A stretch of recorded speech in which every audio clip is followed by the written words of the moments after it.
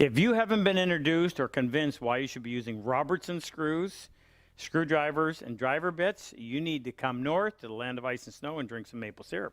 Let me introduce this to you. Here's a Phillips screwdriver. Now this screw handles both Phillips and Robertson. But I can stick that Phillips screwdriver in there as hard as I want. The minute I let go, I should say the second, that's going to come out. Now this is a larger screwdriver. Watch what happens when I put that inside that. In fact, sometimes you got to pry them off. Now, that is a Robertson. There's also what are called square drive, and they're not the same. If you put a square drive in there, a little bit of wiggle and it'll come out. In fact, if you put it in there, you'll see how much play there is side to side. In fact, sometimes it actually slips. But a Robertson, the way they're made, that fits in there, and there's very little. You can see, I'm not trying to fool you. There's very little wiggle in there. So what we have are 4 different size Robertson power bits. And they all work the same way, and they'll grip on there, and it's especially when you're having to reach in somewhere or trying to start a screw. You all know what it's like when you try to start a Phillips screw and that thing wants to slide one way or the other. You do that with a Robertson, and that does not happen. Grab a piece of wood, put that in place, and start turning, and it doesn't slip. Oh my goodness, these are so much better. And like I said, sometimes you just have to leave the screwdriver right on there. Anyway, check them out. We are live. Yes, go. Yep. Hi, folks. Welcome. Do not know what number it is, but this is our 27th. weekly date night, Saturday night. Give you something to do until this coronavirus thing. And maybe we won't quit then. It's having so much fun. Frick cut my hair. I think they call it a cut. I'd prefer to say mowed. I've already had one person say they love it. Yeah. And they said, great job, The Frank. best part is I no longer have to say to Jake just before we film, Jake, what's my hair look like? It won't change. So this is our live YouTube workshop. This is what we do to help or to raise money for our Purple Heart Project. Got a couple of explanations to make for tonight. So a very generous Vietnam vet named Philip Boyd. A couple of weeks ago, he donated $3,500 to take care of a vet coming to our workshops this summer. And this past week, he was really moved by, actually 2 weeks ago. 2 weeks ago when we had, Ash on from Australia. And so Ash is a digger, also known as Australian soldier. And he was selected to come to our workshop a couple of years ago.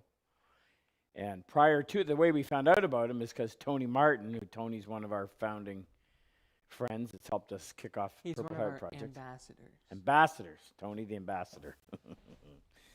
Yes. Tony alerted us to him. And he was already trying to bring other fellow vets into his little shed and do some woodworking with them. And so we got a hold of him. I thought, well, you know what? We'll bring him in early, let him acclimate, 12-hour difference, and also have him teach with us the last little bit of the previous class before he was in the class himself. See if we couldn't give him some ideas. Anyway, great guy. Really enjoyed having him. Turn around and shut your phone off. So he had been trying to do this at home, as I mentioned.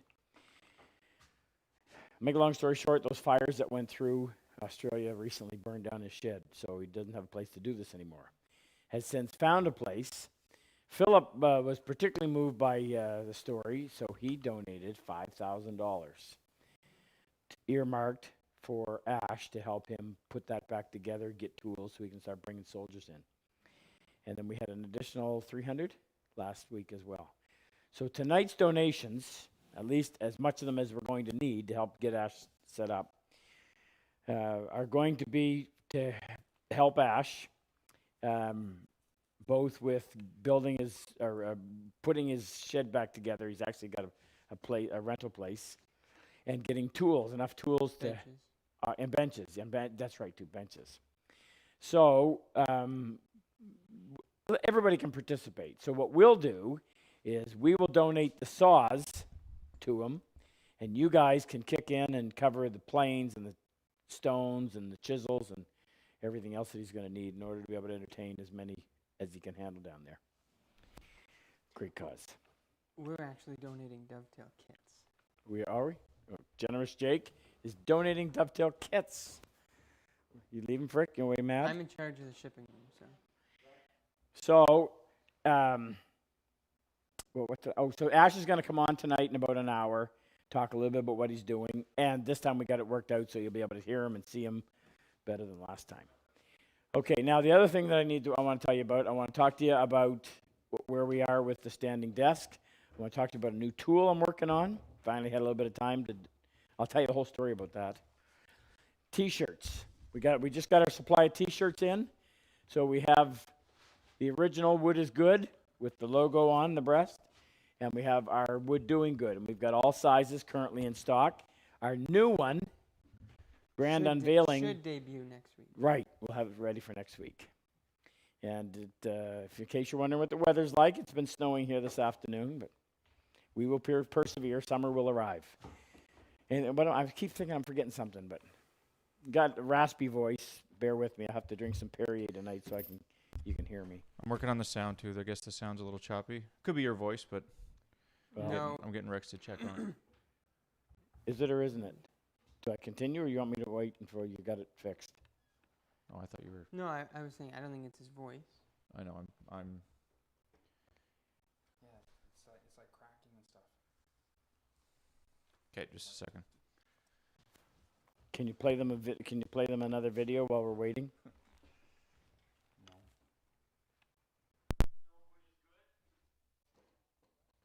Turn your thing off. Back on. I'm gonna unplug this. 1 second, everybody.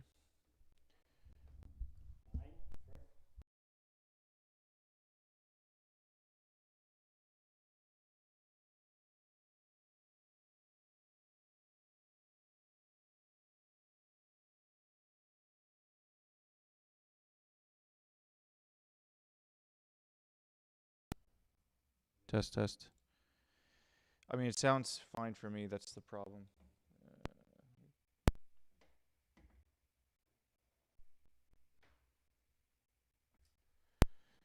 All right. I mean, it's not as bad as it was a couple weeks ago, so I think we're just going to have to continue. All right. So in our online workshop, which is something that we've been doing since 2011, we videotape 3 45-minute episodes each week, and it's always building a piece of furniture, and we've built numerous pieces of furniture. And if any of you are interested in that and you'd like to try it out, you can have it for free for a month. Just have to register. Somebody will leave a link maybe up here, down there. Up Well, there. If they can What? nail the spelling on it, it's Quarantine Bliss 2020, all caps. Oh, so that's the code word. Wouldn't it be easier just send them to the video? Sure. We'll put a link to the video where you can go in, and then it'll allow you to get that. So anyway, this is what we've been working on. It's Okay. your mic. There's something wrong with your mic. My mic. Because my mic is Let me fine. see it. Turn it on.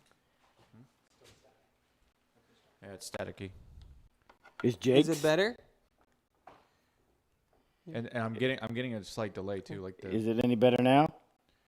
I don't know. It's like a 15-second delay. We're Try it now. I'm just going to continue. we've ordered new mics, everybody. By the way, so we knew there was a We just- problem. All right, so here's what it is. This is called a standing desk. I know some of you have seen it before. Bear with me. There's some new parts. So what this is, I envisioned what it was like in an old lumber yard years ago when the guy who was servicing the customers, instead of sitting at a desk and having to get up and down all the time, he would have a standing desk. Customer would be on this side, come in, get whatever they want, sign their contract over here, whatever. Okay, so just imagine it's going to be used, because it probably never will be. We put in the wood hinge. You see the wood hinge? We just added this piece on last week. Now, that's only sitting on the dowels dry. We still have to go in, I think on Monday's episode, we got to go in and we got to finish playing the back. There's just a couple little areas, and then spray this. And then that'll be glued in place, and it's held in place with, how many dowels, Jake? 5, 5 in the 10, back. 14. 14 dowels. The reason is, when the lid gets opened, the lid will rest against that. And just in case some yard bird comes in here and really wrenches on it, I don't want that being broken off. So if you look down inside, and you've all seen this before, but I just love it, so I have to keep showing it to you. These are our invisible drawers, and we're working on a way of making it so that we won't have to put any kind of drawer hardware on there. We're going to have a hole up underneath. So you got 3 drawers now. That one I can't get back open if I close it to show you, but use your imagination. And we're going to put a quarter round in here just to help it just to make it a little nicer transition so you can clean it out easier. Of course, your papers and whatever go in there. Now, somebody mentioned, I think it might have been Sue B down in Florida mentioned that we need a little something right here to hold the paper so they don't slide off. And that's got to be very subtle. We'll work on that. Philip Lawrence is on. Philip Lawrence? Phil from class 4 of us? 2018. Philip, how do you do? Yes. If you're a combat wounded vet that has been in one of our classes, if you're registered to come into these next 6 classes or any of our previous classes, please make sure that you note that in there so we can give you a shout out. Ray Thanks, Dorr. Philip. Pardon? Ray Dorr. Cool Ray from Mississippi, not Mississippi, from Louisiana. Cool Ray. So anyway, I lost my train of thought, but if you just stand back here and have a look at it. I just love the dovetails everywhere. Through wedge tendons down here on the bottom, through wedge tendons on the leg, and we use through wedge tendons here in order to hold that centerpiece in. And we got our little drawers in there where you keep your pen and pencil. And that's how see, now I can't get that open. That's how these ones are gonna operate. They're just gonna come out with a little puff, so when you close this. We're doing this one, in case you're interested. We're doing daily. We already did this as part of our online workshop. I didn't want to do it in the second drawer, but we needed something to entertain the folks who aren't able to work. So we're making this drawer, and it has been a journey and a half. Kevin Burris. Kev, how are you, brother? So this was part of it. It's all on there. Drawer that we screwed up on, and we had to salvage the front in order to keep the continuity. This is one piece of wood that runs all the way through, so that drawer front could not be Philip's on. lost. Philip Gustafson? Yeah, I just talked to him. So, I got to tell you something else too. Philip, brother. So Jack Lane down in Texas has stepped up to the plate, and he is heading up what's called our bench brigade. So we bring in these, I wish I had my pictures here. I don't. I got too many of them now. We bring in these combat wounded vets from all over Canada, most of the United States, one Australian. And we treat them to a 6-day, very intense, and to a workshop. I'll tell you how intense. We're here at 8 in the morning, and we stay here until 11 o'clock at night. We provide them with the meals right here, and we work all those hours. We do that for 6 days. The vets that we select through a selection process, if you want to apply, just go onto our website under the Purple Heart banner, and there's an application on there. The only stipulation is that you must bear injuries from combat-related, or they must bear combat-related injuries, whether they're physical wounds or mental wounds. We don't distinguish. You got to tell us a little bit about your story, and then we go through and try to select the ones that are in most need. If selected, and we have room for 18 each year, 36. Their odds just went up. Yeah. 36, we cover airfare, hotel, meals. Each vet will go home with approximately somewhere between $3,200 and $3,400 worth of premium tools, stuff right out of here. And now, with the bench brigade, every vet will have a bench made available to them. Now, let me talk to the vets. If you have been to our class, if you would like a bench, I implore you to please consider letting us send you a bench. We have civilians that are just thrilled, absolutely thrilled. I got to get Jack on here soon and have him tell you. He said, Rob, I just can't believe these people. They are so thrilled to be able to do this, to give back. And as I tell the vets sometimes when it's hard to them accept all the tools that we give them, it says, sometimes you have to be the reason why somebody else gets to feel good about giving. Remember that. So if you've been in one of our classes and I haven't reached out to you yet, we're unbelievably busy, thanks to Luther. So I just talked to Philip just 10 minutes ago, 15 minutes ago, and the bench is going to come to him. I will put you in, get a hold of me, contact me, Rob at RobCosman.com. If I haven't reached out to you, feel free to reach out to me. I'll put you in touch with Jack. And one of these, we needed 36. We've had over 50 apply, so we're expanding our program to include everybody that's been in our class, all the vets. So if you would like to build, if you think, this sounds like fun, it's the bench that we use out in our classroom. We'll provide you with the plans. We'll provide you with the vise and the bench dogs. You just need to procure the rest of the materials, build it, finish it, and deliver it. And we have, who's helping Jack? Chris Shahaska. Oh, yeah. And Chris, Do we need to get... who, I was on the phone with Chris this past week, actually. Chris has a friend in a trucking company that has just made us a sweetheart of a deal so we can get these benches from you, the builder, to you, the vet that's receiving it, delivered to your door. In fact, Chris, what's Chris's last name that we just delivered? Chris Cosman just got his bench, and we got a video of it. We're going to try to do that. Every bench that gets delivered, we're going to try to get the spouse or somebody to videotape it. We'll have a Facebook page for this, and we'll put all those videos up so everybody will get to enjoy that and see it happen live. So we're looking for builders, and more importantly, we're looking for recipients, combat wounded vets who have been to our class that would like to have a bench. Please let us do it. Okay. Talked about the T-shirts. T-shirts are the in. Buy a T-shirt. Help promote it. Listen, this is not a fundraiser for a Purple Heart Project. We operate our business. We have to operate our business. The T-shirts are to raise awareness so that you're walking around wearing it and somebody sooner or later is going to ask you. Our single biggest problem are finding combat wounded vets. These people do not stand out there waving flags. They typically are held up in their home, and the only way to get to them is through a personal contact. So the more people that know about the Purple Heart Project, the better chance we have of finding those guys. If you'd like to participate and help us financially, we can always use that. Right now, we finance it through the sale of our tools. We cover whatever we don't raise, we cover with the sale of our saws, pardon me. So when we sell a dovetail saw, crosscut, medium tenon, whatever, 10% of that goes to supporting the program. If you'd like to make a donation, please do not do it through YouTube. They take way too much. We even have a GoFundMe page, but they take 8%. So when Luther and Jake built the site, they put in a section whereby you can donate. The only thing we lose on that is the credit card processing fee, which is minimal. And that's all on there too. So it costs $3,500. Actually, it's a little more than that. We haven't updated. Approximately $3,500 to take care of a vet from start to finish. And if you'd like to do that, by all means, you'll be blessed. All right. Oh, yeah. Anything else? Any questions? We're going to switch your mic really quick. You're switching my mic? Yeah, we're going to try Jake's. Apparently it's working better. Okay. So what am I going to do? Just take the Yeah, just switch both of them just in case it's the head receiver. the headpiece too? Yeah.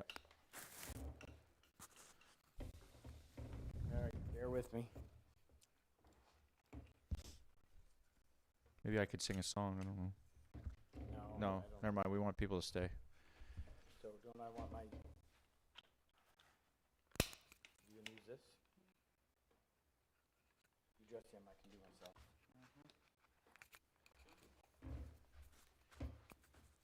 I don't know. Get it on. Did you turn the receiver on? It was off when you had it.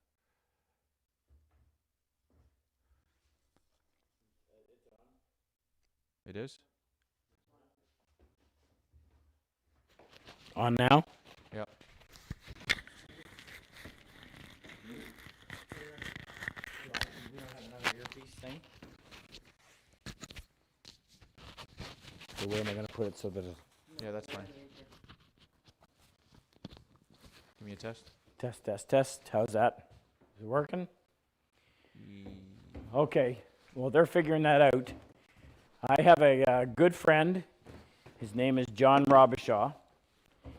And his father, who I knew, was Leonard, affectionately known as Len. And Leonard Robichaud was in World War II and suffered numerous injuries, but survived the war. It's a great story, actually, fantastic story, and I'm going to have John come on at some point, and he's going to tell that story. But this was Leonard's dovetail saw, and John brought this up to have me sharpen in my old shop years ago, and he never came and got it back, and I never did sharpen it. But anyway, just a dandy little saw. It just feels so great in the hand. Well, if you've been watching any of this, when you're cutting small dovetails like that, or the ones on the side that those little tiny ones. I got this one right here. It's really thin stock. And my dovetail saw is designed really for drawers, this size of work. And I really noticed it this time. I said, this is really too big for doing this small work. So I got thinking about this. I said, we need to design a saw that's smaller. So here's the first prototype. Just did this one up. Now the rest of the story I wanted to tell you is I've been thinking about this for so long, meaning the last month. I haven't been sleeping at night because I think about it all night long. What? You should mention that was up there, and you just sort of. Yeah. So here's the deal. This what I was thinking about was designing it in my head, and so I finally had to just take the time and do it. So there's sort of what it's going to look like. They're going to change the handle a little bit more yet. It's going to have the saw plate, that's the blade. A normal dovetail saw is 20 thousandths of an inch, so the saw plate is going to be 15 thou, a little thinner, a little more delicate. It's going to have 22 teeth per inch, and the 22 teeth per inch are going to go all the way, except the first maybe inch and a half, the teeth are going to be filed this way so that it has a negative cutting face. So that same benefit you get from my regular saw where you can start it easily, you'll be able to do that, and then you'll just continue on. And these will be 0 degrees, so this will give you your speed. Now, it's going to be short because it's small work. The depth of cut is going to be less than the regular dovetail saw. The handle still has to fit an adult hand, but you'll notice, kind of compare it to, I'd rather compare it to an actual dovetail saw. Have I got one here? No? They sell too fast. Can't even keep them around. Yeah, I do. I've got one right over here. There. Well, it's a medium. That's a cross cut.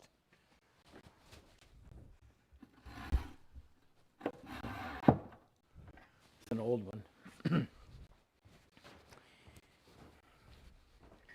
So my handle is typically an inch thick. I took this one down to 13/16 just to shrink everything, keep it, what's the word? No, proportioned right.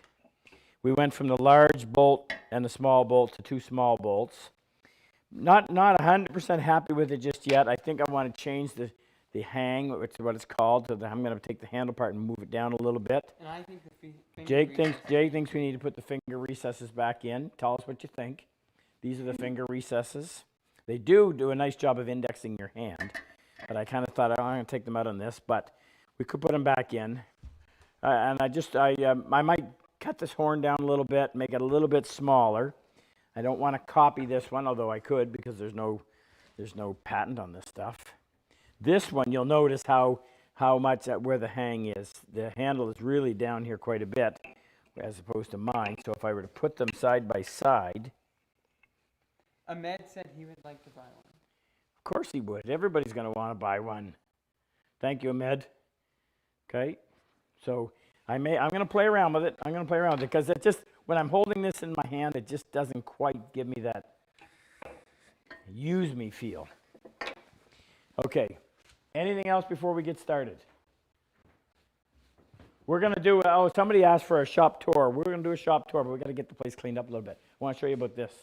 So, been using this a little bit in the last couple of weeks. This is my 20-inch General. Loving it. Really loving it. These guides, first time I've ever had a saw that was like this. The guides are on a 45-degree angle. And on the bottom side, they come up like that. You can't see the guides? Okay. So, as far as adjusting the height of this, a lot of saws, you clear here, but there's something in the way underneath. But that happens to be the lowest point. Well, And not just that, but you're literally getting support to the blade. yes, you're right there. And underneath, they go in the opposite direction. So it's really a nice system. Smooth, rock solid, heavy beast. It's a pleasure to use. Absolute pleasure to use. Had it here for a long time, haven't used it much.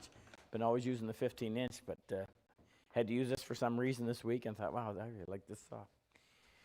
Okay, I think that's it. But let's go to the questions. So here's the format for tonight. We've got a bunch of questions that came in from the last time. We're going to try to finish. And if somebody sees an interesting one, come in. Actually, you know what? Somebody asked me one. Shoot. I hope I remember it before the night's over. Go ahead, Frick, give us a question. All right, so again, we're using the questions from a couple weeks ago because we had 6 pages and we barely got through the first one. So we're going to continue with those, and we're also going to answer a few questions in the chat that I've copied already that we'll get to. This should be the last time we use these questions. Yeah. All right, well, let's have it.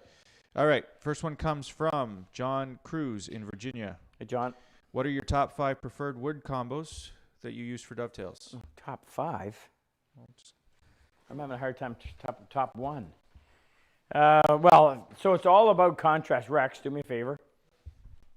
In that long cherry, the table I took out of the house, bring me a drawer in from that, would you please? It's sitting right around there, just immediately left, hard to your left.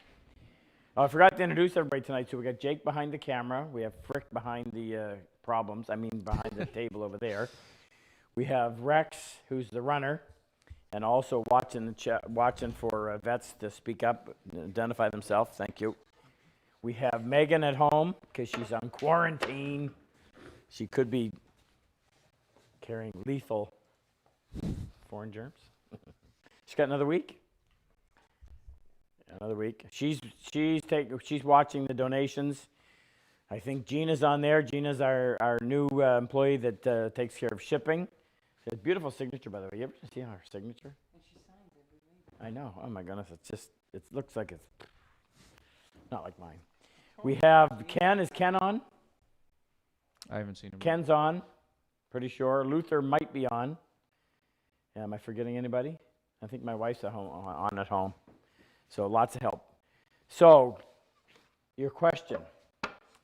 Combinations. I like to see the joint highlighted. If you're going to go through the effort to cut a dovetail by hand, you want it to be noticed. You want it to stand out.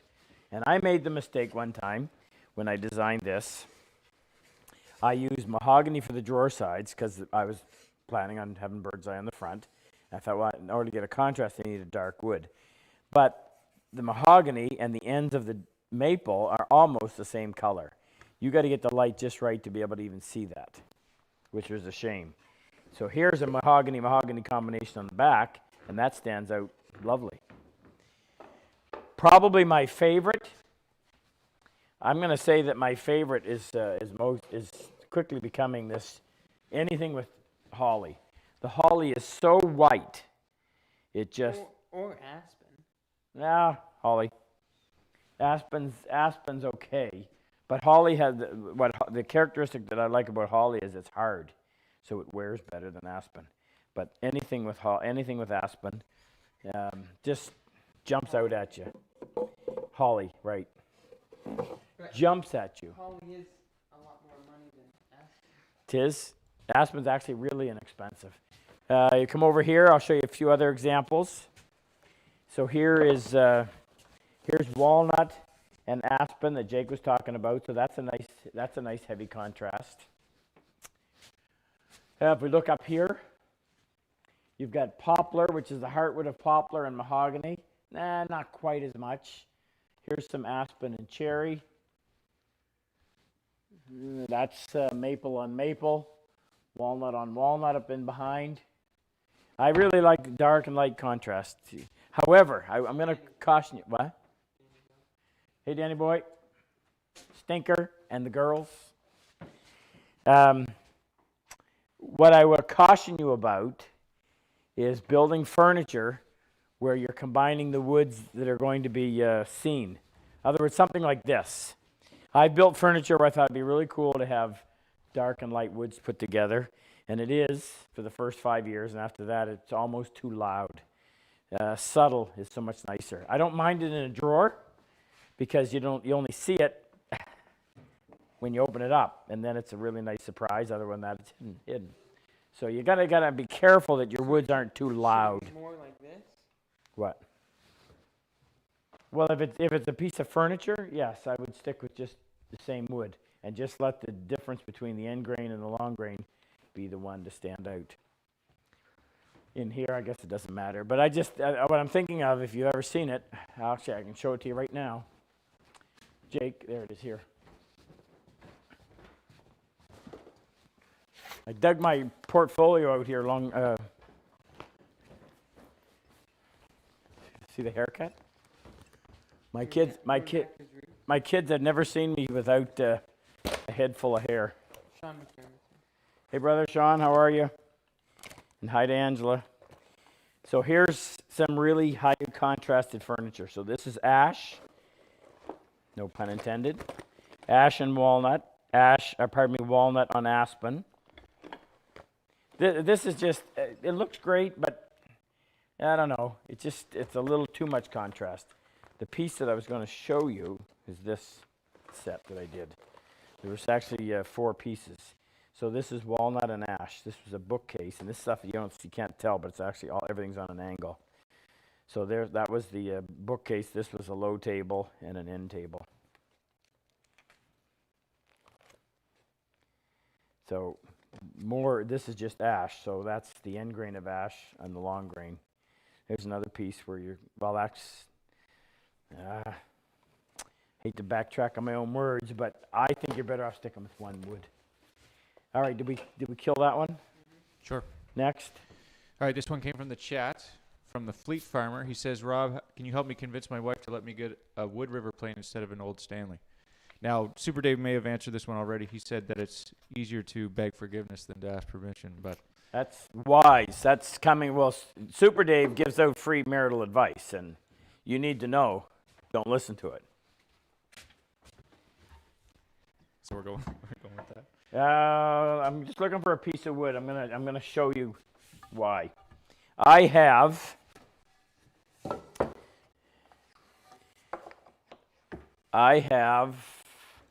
a Wood River right here. And where are all my Stanleys, Jake? They're not hanging up. They're on the shelf. They're out there on the shelf. Give me a second. I'll grab one. Play it too. You gotta warn me. You guys want to come in for a cameo? You're good?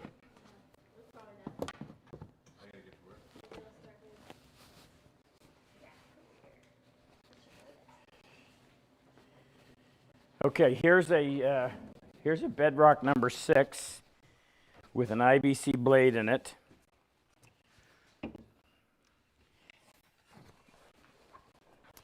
And this would represent the best of the old Stanleys. But even with this improved blade, they have a hollow ring. And remember, as I said, this represents the best of the bunch. Am I going to be able to get this and demonstrate it? What I'm doing is pulling the frog back so I can get that blade to project through. The blades on these old Stanleys typically were anywhere from 70 to 85 thousandths of an inch thick. The IBC replacement's 140 thou, almost double. A Wood River comes with the standard blade on a Wood River is 125 thou, which is a full eighth. Shoot. It's not gonna work. Yeah. I'll give it another 30 seconds. I don't know whether this was mated to it or not. I just took this off the shelf.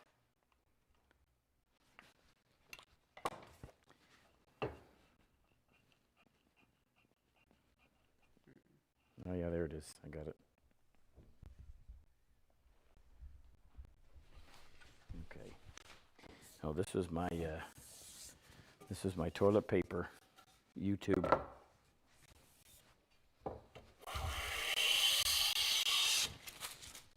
Now, pull that back in fairness to it. Get that cutting just right. See if you can hear the difference. Now, you don't want to hear the sound of the shaving. You want to hear the sound of what I'm trying to get you to hear is the vibration within the plane.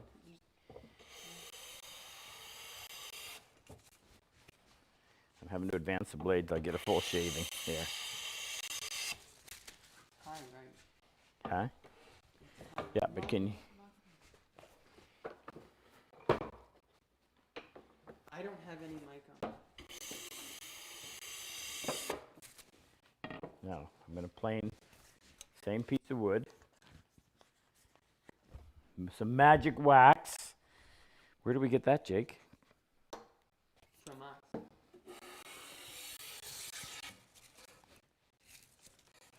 By the way, the same blade in both planes. IBC replacement. They're wondering what plane I use to cut your hair. Scrub. Jack? No, scrub plane. With the blade in backwards. He cut my hair with something, and I understand why it's. Okay, can you hear the difference? If you were here, you'd feel it. We took a 5.5 Wood River, compared it to a 5.5 Stanley. And Jake knows, one was almost 7 pounds. No, one was just over, one was... I think it's just under. The Wood River was just under 7 pounds, and the Stanley was 4 and a... Was it 5 and a bit or 4 and a bit? There was a substantial difference. Well, because that just happened to be the one that I had. Anyway, so back to your wife. These were never built with the tolerances that are built into these. The bodies are made out of cast iron. If you drop them, they'll break. They were never stress relieved. So you're going to be lucky if they're flat. And if you have to flatten it, that's a ton of work. All time taken away from paying attention to his beautiful wife. These are stress relieved, ductile iron, unbreakable, heavy, thick cast. They come with all of the features that you're going to find on a premium plane, but at a discounted price. Just this one, you take an old Stanley, you're going to spend a fair bit of time getting it souped up to where it'll work. This essentially is ready out of the box. Just, you know what it boils down to is frustration level. One of the reasons why the first thing we do in our class, when we teach a class, is to get everybody using hand planes, is because when you're pulling off shavings from that piece of wood, it is such a soothing exercise. So if you want your marriage to be better, you want him or her to have a plane that works with the least amount of hassle so that they can chill out and be easier to live with. That alone should have her buying you a full set. Okay, that one's done. Next question, Frick. Just 1 second. This, by the way, is yellow cedar from British Columbia. Okay, can you give a quick demo of how to properly use your angle trainer? I just bought one and would like to see how to properly use it. That one's from Paul Humphrey in Port St. John, Florida. Yeah. Okay, Paul. So the whole idea behind the angle trainer, where am I going to find one? Right there. Where? No, there's nothing. There's no magnets in it. That's the one that's in.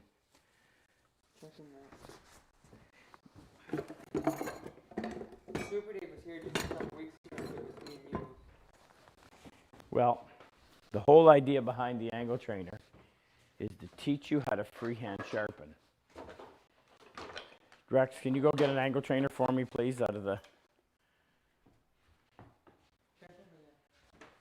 I know there's one here somewhere. We don't really sharpen our blades. We just tell you guys that. We use belt sanders when you're not looking. Holy smokes, there's 3 of them here. Maybe we do. Okay. So here's the directions on how to use the angle trainer. The idea is you want to learn how to freehand sharpen. You want to be able to sharpen that plane blade without the aid of any kind of a jig or any other device, because it's a skill. Look up here. If you cut your dovetails using a dovetail jig, sorry, you don't get any credit. The guy who invented the jig did a wonderful job. Look what it did. You were the operator. If you cut them by hand, it's all you. It's all about ownership. You look at that, whether anybody else cares or not doesn't matter. You look at that and you just think, wow, I did that. And you can really be proud of it. Amazing what happens when the guys in the class get their first good dovetail. They wake up. Learning to sharpen is a skill that you need, that you should have. It also means that you can sharpen your plane blade in less than a minute, which means you'll do it more frequently. Well, I can't be there in everybody's garage, so I wanted to come up with something that would give someone the confidence, give them a bit of muscle memory. So here, I'm going to show you how I do it freehand first. Then I'm going to introduce the angle trainer so that you can see how one assists the other. So the first thing I do is I approach my stones, or in this case Jake's, is I use my lapping plate, whether you're using a trend diamond plate or whether you're using the Shapton. Flatten your two stones. My finished stone is on my right, always, and my core stone is on my left. So here's how I hold the blade. Fingers are like that. Index finger down here, 1, 2, 3, 4 fingers on the cutting edge. Squeeze my thumb of my right hand between my left hand and my left index finger. Nice, comfortable grip. Set the blade down on the primary bevel. We don't want to polish all the primary bevel.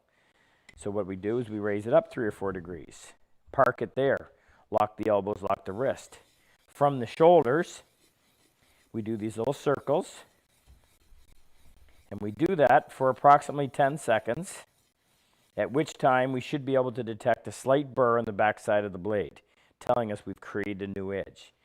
Then we step over here to the 16,000, much slower cutting stone. You're going from 500 or 1,000, whichever it happens to be, to 16,000. That's a huge jump. Well, the only way to do that is to introduce something we call the tertiary bevel. So I'm going to repeat the process over here. After locating the primary bevel, I'm going to come up, instead of 3 or 4 degrees, 5 or 6. So now the only part touching the stone is the actual leading edge. Spend 1, 2, 3, 4, 5, 6, 7, 8, 9, 10. At the end of 10 seconds, I put a little extra pressure with my right index finger in one corner, and then I spend 3 seconds doing this opposite corner with my left pinky. At the end of that, I take my steel rule, employing the Charlesworth ruler trick, set the blade down on its back, opposite the edge, with a 1/4 of an inch strip along the opposite side.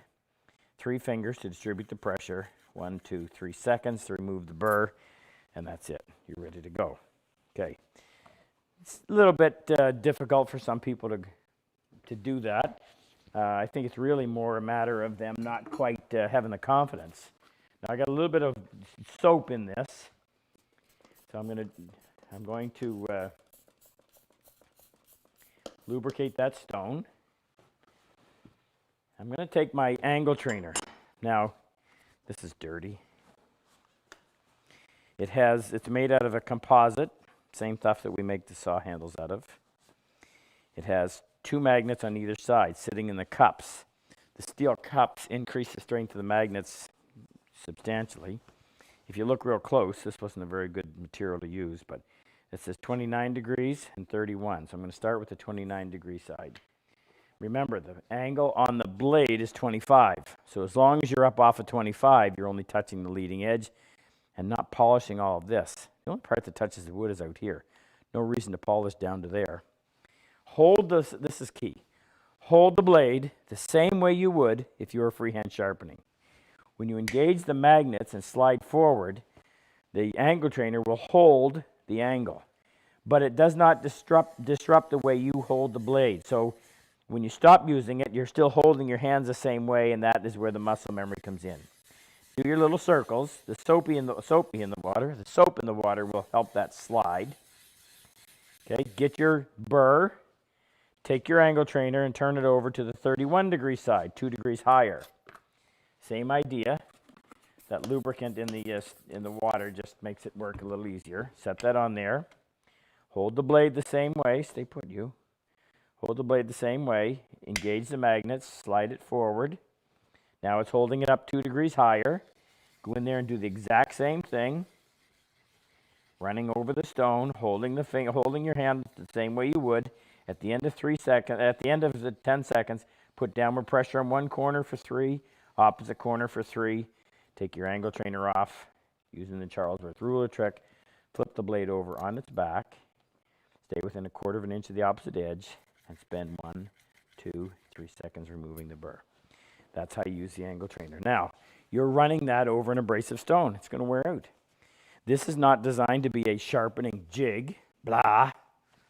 This is designed to teach you how to do it freehand. And with enough of doing that, you'll soon learn, hey, I can do this.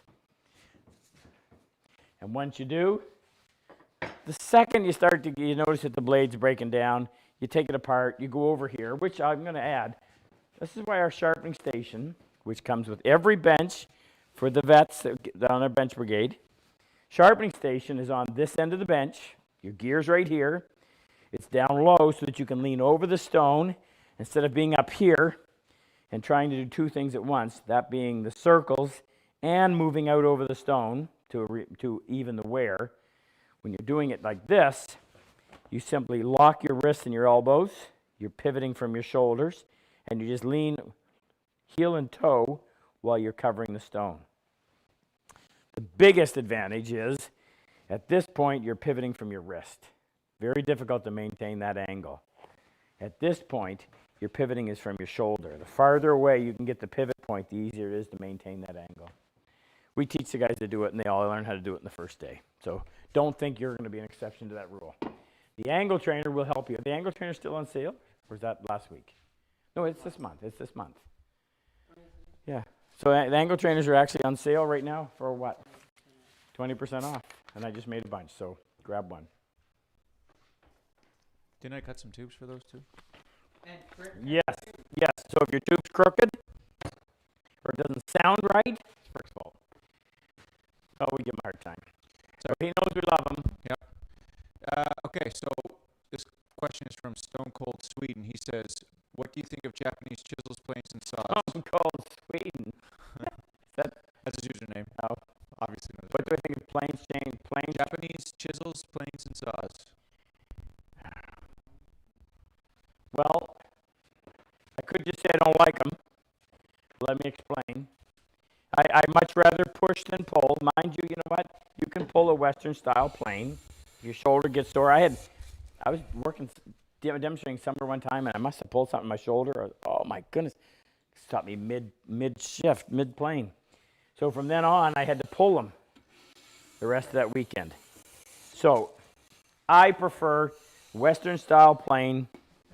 And I don't work on the floor. I work on the bench.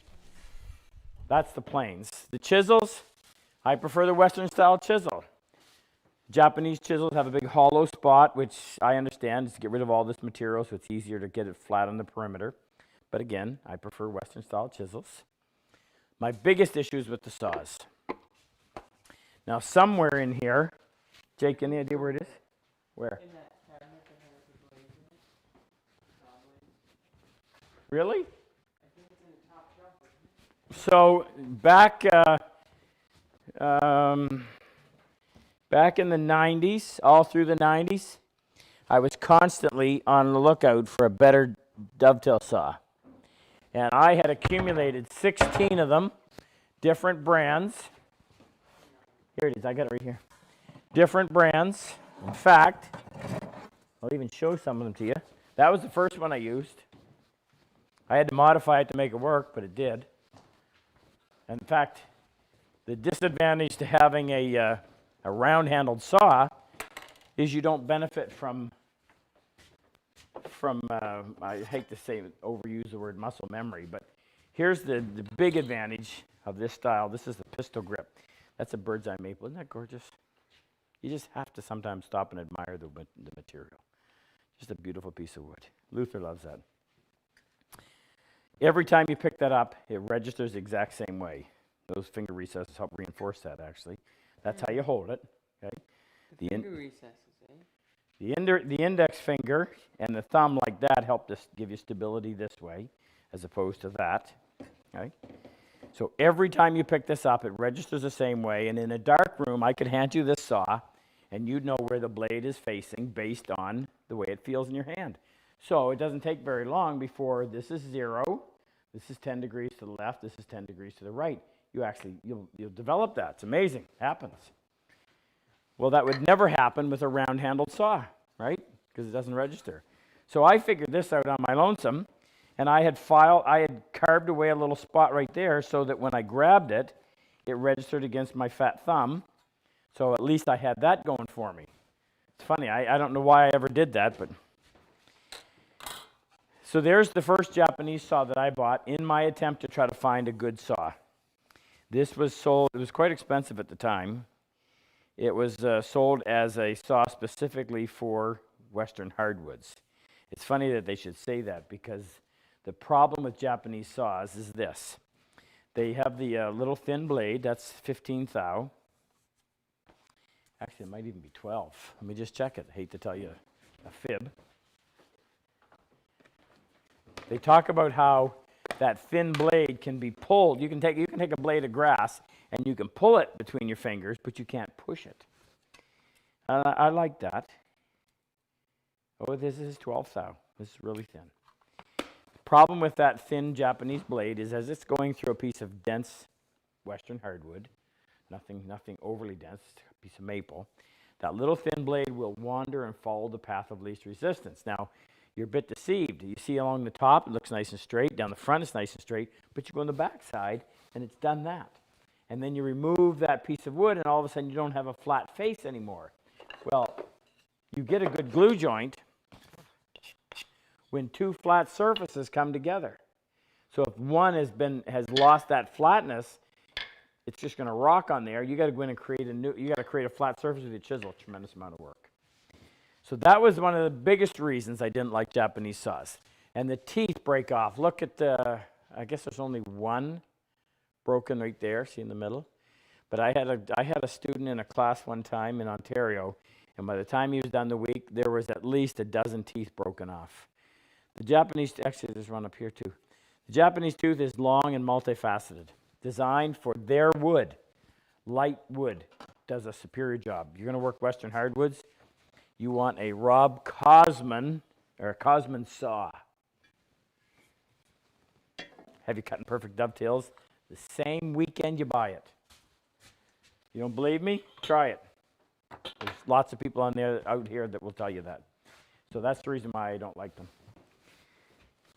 If I was in Japan, maybe I would love them, but for Western hardwoods, I prefer Western style tools. We've been doing this a long time. I don't mean me. I mean we as a people. Next. Good question. All right, so this next one comes from John Southwood, Ventura, California. He's John, what's that name? Southwood. He's a vet from Vietnam. Hey, John. Thank you. Okay, so his question is, if you were in the shop by yourself, no camera, no video to make, just making a drawer, approximately how long Do I would wear it take clothes? Is that the question? No. How long would it take me to do what? How long would it take you to make a drawer without filming and distractions? Oh, John. How long would it take me to make a drawer? Obviously, you think it takes me too long because that's the reason why I asked that question. We just had a devil of a time with this. If I was building a drawer, Jake, any idea? I would probably allow, let's pull one of these out.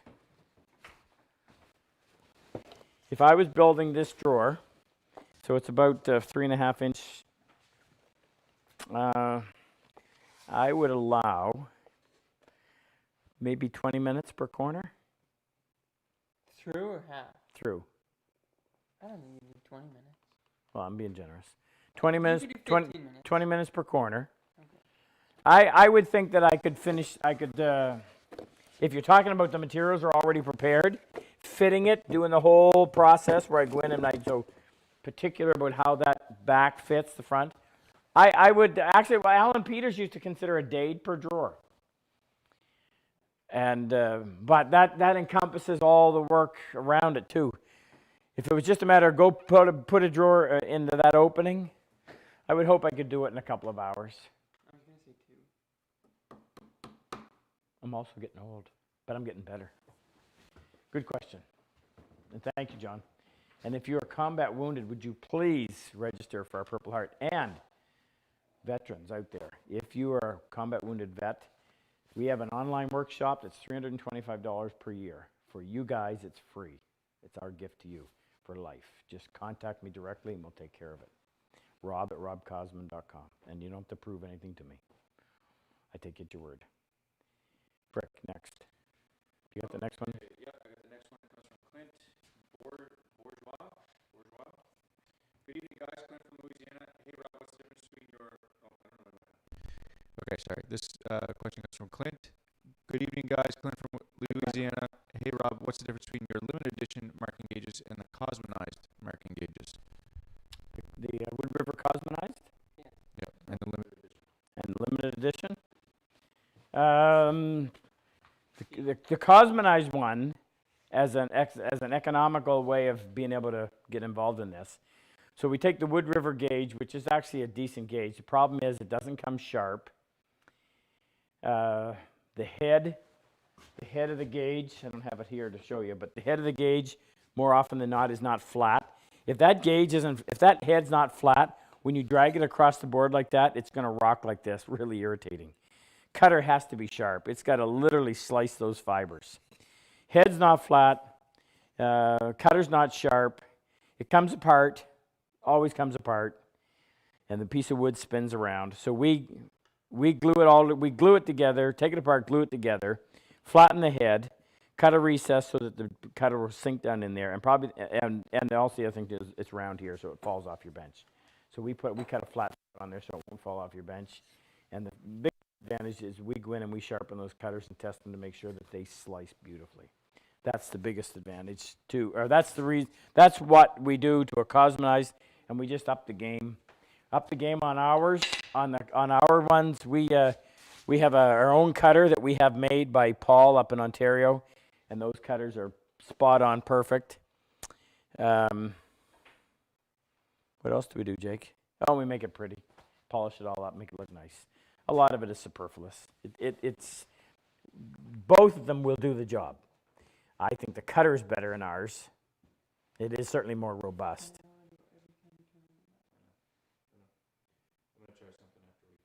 Why don't we call Ash? Because then I'm going to try something with the audio after that's done. Is he ready? Probably. Let me... How's our audience? We're at 691. Okay, so we're going to introduce Ash Wilkes. I wouldn't come near me with your microphone, apparently, when they... You just think I got a cold and you're afraid. Well, hopefully it's just a cold.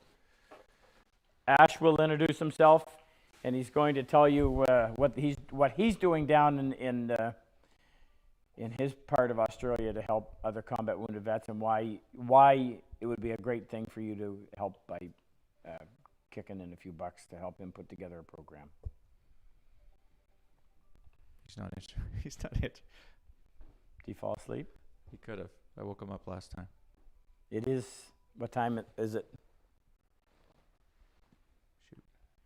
You want to keep trying and we'll keep going? Give me another question. Okay. And you go to work on that and just tell me when you're ready. All right. This one's from Joseph Mensch. Hey, Joseph, my friend. He says, when is the Rob Cosman flush cut saw coming out? The industry needs one. They are either cheap plastic or they gouge up your work surface. Well, first I'll tell you what a flush trim saw is, in case you don't know.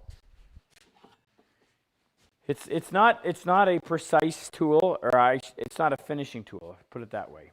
So if I had put a dowel into something and I had to flush it off, or if the tails or the ends of the pins were sticking up a little bit high, instead of planing it all off, I could go in. Now these are supposed to only have set on one side, meaning there shouldn't be any set on the bottom. It says that right on there.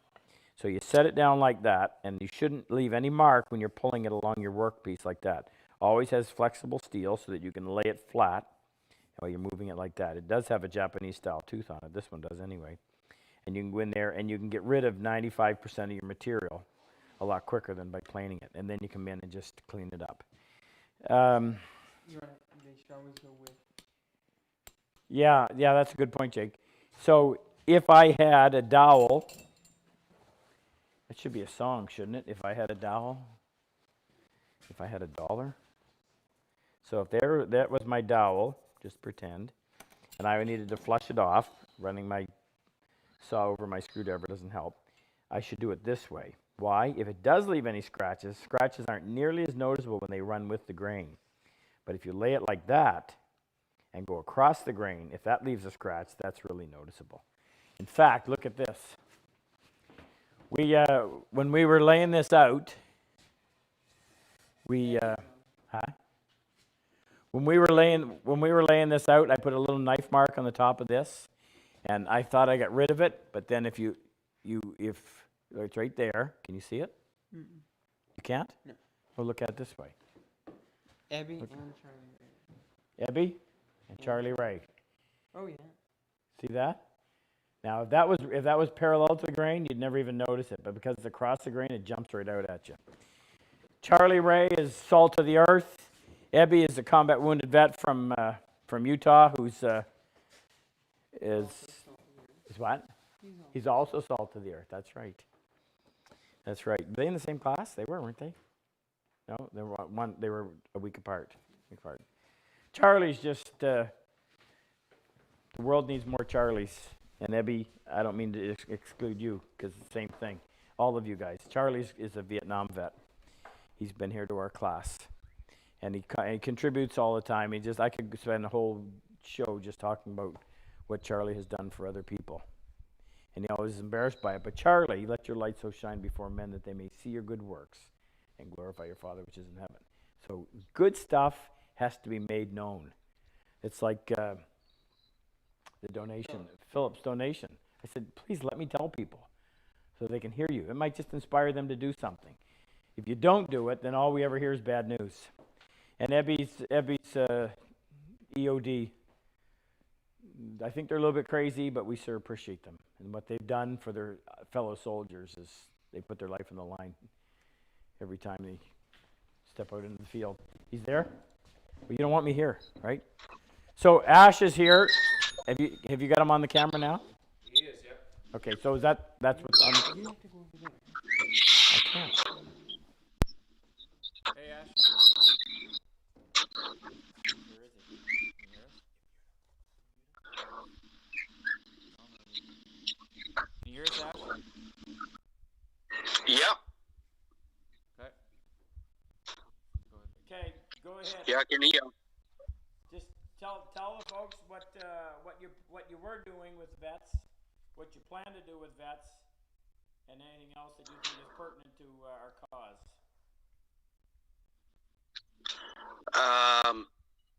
So I was doing a program where veterans were coming along and they were making a dovetailed box to put their medals in.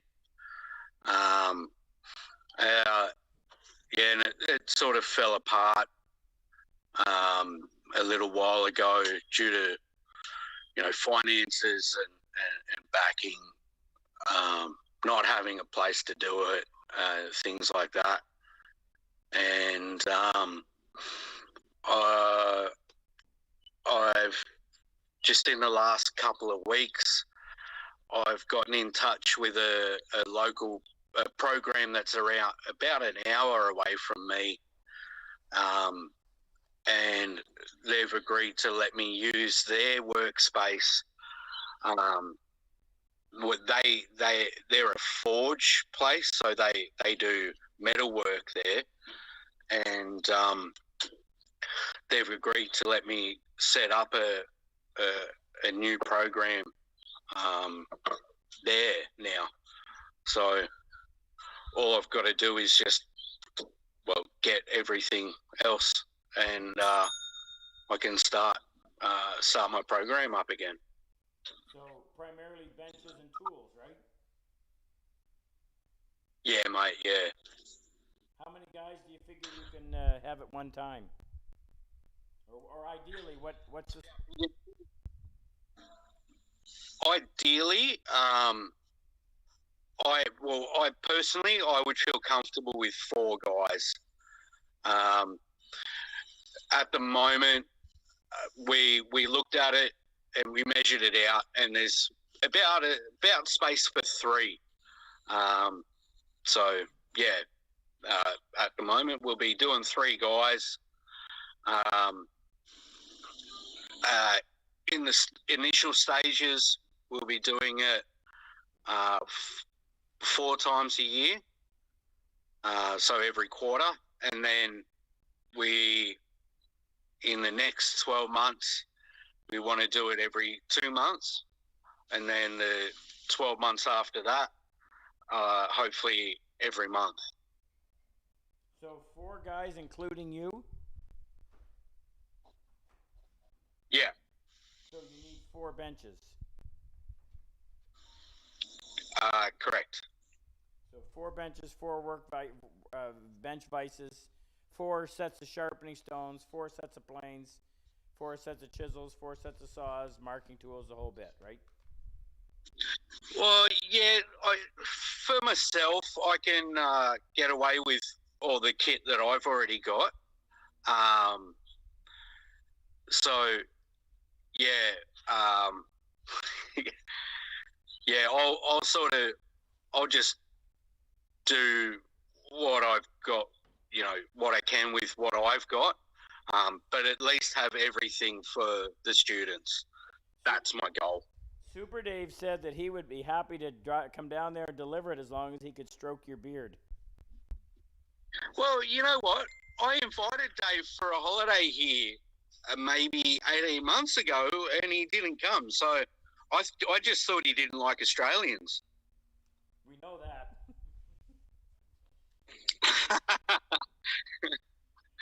All right, we'll make him come. All right, so tonight, our goal tonight is to raise the funds so that we can provide you with the tools you needed, help you get the materials for the bench. You got a bunch of guys that'll work together building the benches, right? Yeah. Well, the guys that are already in the blacksmithing community that has been built there, they're all ready and happy and willing to help out, and they'll be amongst the first students. Excellent. All right, that's our mission. Help you. Yeah. Sorry? I said that's our mission, to help you. Yeah, it'd be absolutely fantastic, mate. Do you ever find like small animals or anything inside that beard? Just the odd spider. And I know how big they are down there. Plenty of food that my kids can pick out, when they're hungry. So that's always a bonus. Yeah. All right, Ash. Sounds good. We'll be in touch. All right, legend. Take it easy. Thanks, brother. See you later. See you, freak.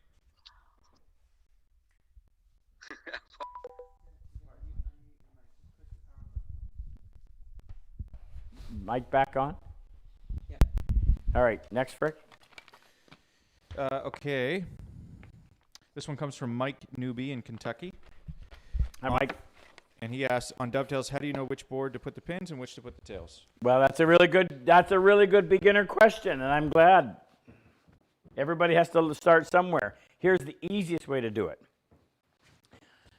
First of all, let's explain the mechanical advantage of a dovetail. The shape, the wedge shape that these dovetails, this is the tail, the white part, create, resists force in this direction. So in order for me to pull this drawer front off, I would literally have to pull that wide cherry pin up through that narrow gap. Well, that's not going to happen. There's not a lot of strength this way, but if you think about the forces acting on a drawer, every time you open the drawer, you're trying to pull that drawer front off, and as the contents hit the back of the drawer, they're trying to knock that drawer back off. So that's where the majority of your force is. So you always want to have your joint built around that. The easiest way to know is that so drawers are always going to have the tails on the drawer side. The pins are on the drawer back and on the drawer front. If you were hanging it, well, I'll just use this. If you were building a hanging cabinet, and you're going to have it like that, well, actually, I got one right over here. Let's just mosey on over. This one done like that, Jake? Yeah. Oh, you know what? That's a bad example. Bobbert is? Hello, Bobbert? Wait, why was that last one a bad example? Because I for some reason, I have the tails on the wrong part. So if we come over here, and this little cabinet that holds a bunch of router bits. Dovetail router bits? Yep, dovetail router bits, so we do them off camera. So, again, the force of gravity is trying to pull this thing down. So your tails are going to be counteracting that primary force, which is gravity, creating that wedge in your favor. So the tailboard is always going to be on the part that gives you the mechanical advantage of the dovetail. Now, there's going to be times like this when it really doesn't matter. And it doesn't matter on there. It's just holding the corner together. There really isn't any amount of force pushing it that way or pushing it this way. Okay? Hopefully that helps. All right. Got a question from the chat. Yeah. This is from Joey Walsh. Joe? Rob, can you please go over the drawer support and dividers and how they're made and with what joinery they're installed with? Drawer support, dividers. And how they're made and with what joinery they're installed with. That's actually a good question. Rex, there's a mahogany drawer, a little cabinet sitting out there on that table. Would you bring that in, please? You know what I'm talking about? Just make sure that George don't follow. Okay, come over here. Okay, I'm trying to give you a good example. Because there's lots of different ways of doing it. If we look at this one, so this is far more utilitarian than, I wouldn't call this furniture grade, this is cabinets. So in this case, I have this drawer divider is a piece of 5/8 inch Baltic birch. I didn't worry about that because it's never going to be seen. Like the bottom of the drawer covers it. That sits into a dado.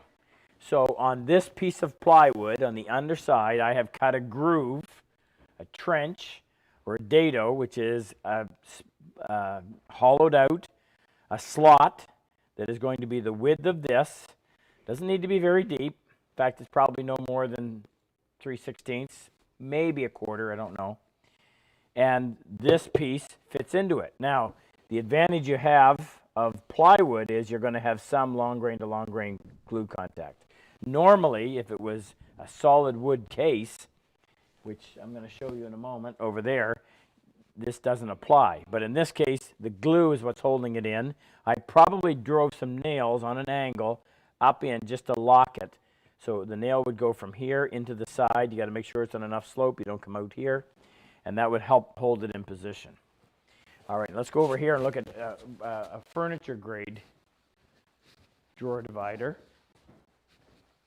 This is a lot more complicated. So here we have a little mahogany chest of drawers. So if we pull these out, we have to pull the top one off first.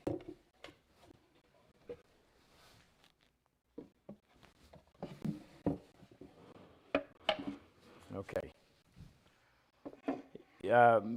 What's the chap's name that asked that question? I had it here. It is Joey Walsh. Joey. This actually, you don't find a whole lot of information about this. I remember looking one time and thought, wow, how come people don't talk about that? So here you've got Marshall Rommel. Hey, brother. Marshall was in our, just got to show him real quick, show him Marshall's Dovetails. Awesome example of what a brand new guy could do in the class. That was Marshall Rommel's Dovetails up there in the corner. So in this case, you have a solid wood drawer divider. This is mahogany. So when you put this into a groove or a dado on this, if you think about it, it's all long grain touching end grain. You've got the end grain sides of the dado touching the long grain face of the divider. You've got the end grain end of the divider touching the long grain face of the drawer side. So there really isn't any long grain to long grain. So you can't rely on the chemical aspect of the glue joint. You've only got the physical aspect. And in this case, it's the force, the primary force is pushing down. So the fact that this board is sitting in there, it makes it extremely strong in that shear force. But what's going to keep it from spreading? Well, in that case, this is what you had to do. So what I did is I made 3 through wedge tenons. So this, if you took that out, you'd have a hole, a rectangular hole, 3 of them, and that rectangular hole has been sloped like this. So with the chisel, I sloped it, and then when I built this, this piece had 3 tenons coming out from it. And that's what you see here. And then I put a cut in the tenon, top and bottom, on all 3. When I put that in, I then drove wedges in from this side that I glued, and that created an internal dovetail. So if you were to take a look at this now, it would be shaped like this. So it's pretty impossible to pull that apart. Makes for an extremely strong setup, but it's also extremely time consuming, and your layout has to be perfect in order to get it to fit. It's tough. You can also reinforce it. I've done this. It's not the best way, but again, how do you strengthen that long grain to end grain joint called a dado? You can, I've done dowels, and you can't get the problem is you can't get, if you cut this, even if you only cut that 1/8 of an inch deep, you don't have a whole lot of dowel, depth to drill your dowel holes. And a dowel doesn't give you great glue surface either, but a combination of a little bit of glue surface and some mechanical strength. So I would probably put 5 or 6 dowels in there and put that together. That would add it.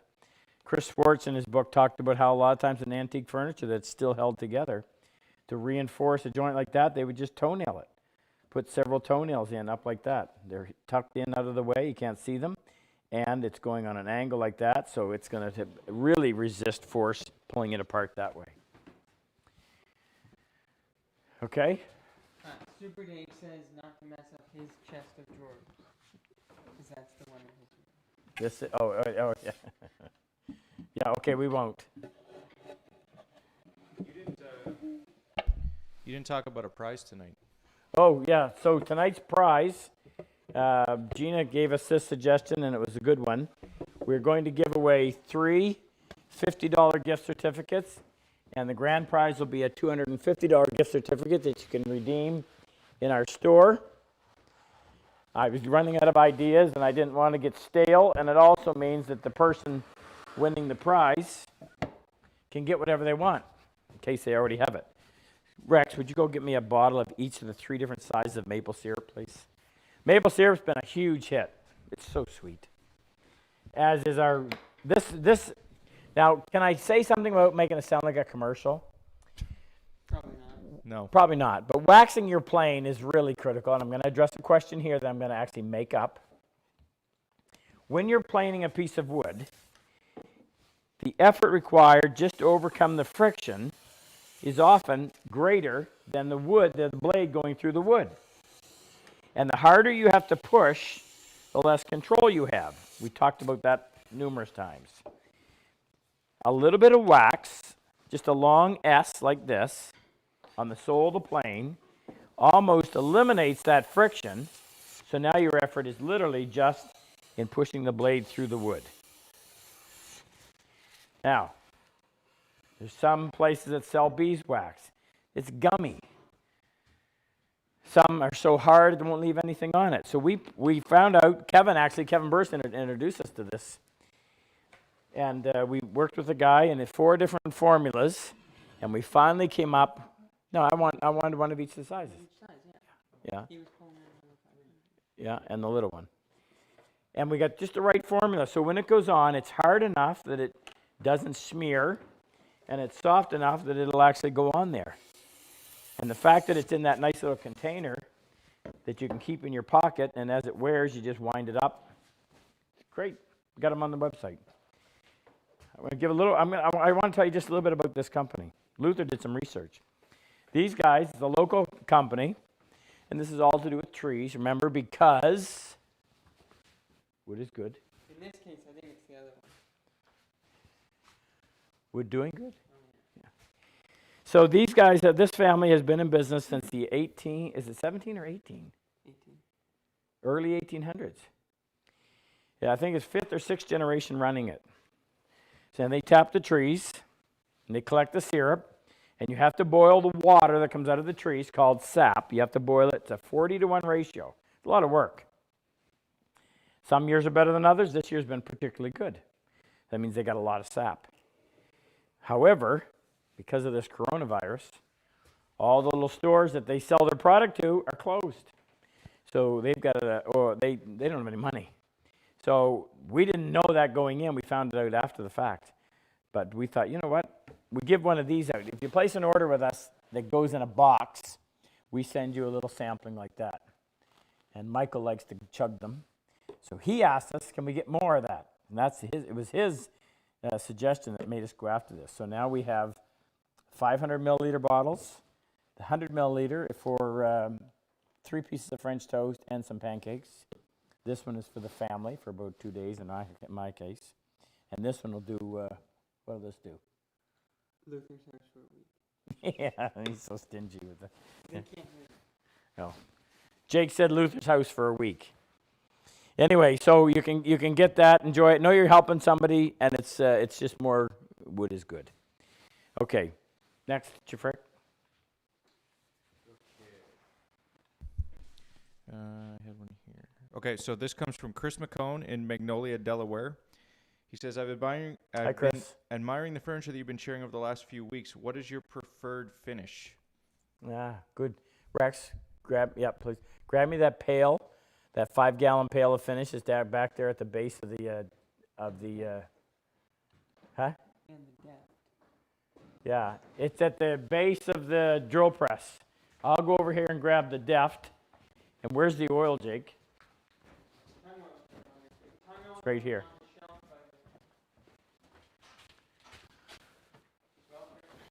Huh?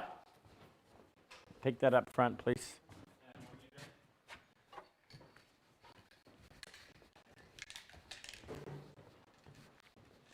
This is I don't think I've ever done a video on finishing. My finishing skills are adequate, but I could spend a whole lot more time to try to bring them up. But how do you balance all of this? So my advice is this. If you're building furniture, you got to remember that there was a time when the guy who built the furniture was not the guy who finished the furniture. There was a separate profession. And that guy, obviously, he'd be as good at what he did as the builder was that he did. And imagine me sending that out to have somebody finish it. I mean, it can be destroyed, all that work, and the wrong finish can destroy it. So I talk to guys sometimes experimenting with all these different finishes. You know what? Find something and stick with it and get good at it. So I have sprayed, I can't tell you how many gallons of finished lacquer that I have sprayed over the years. So I've gotten really good at spraying. This is the product that I prefer. This is called, this is a lacquer made by a Chroma Pro. It used to be Becker Chroma, so apparently the company has changed hands recently. Read all those details. Jake will give you a close-up on it. Then this is a professional lacquer. It's the only one. It's a pre-catalyzed top coat. It's the only one in Canada, the only lacquer that is approved for use in kitchens, which means it does give you some water resistance. Most lacquers don't. This one you can buy a retarder. That means you can use it up to 10%, I think, and it'll slow the drying process. The upside of this is that you can, if I'm, what do we spray? Shooting boards. I can spray 5 shooting boards, and by the time I'm done spraying the first coat on the first one, the last one, the first one is ready for a second coat. You can spray, sand, or in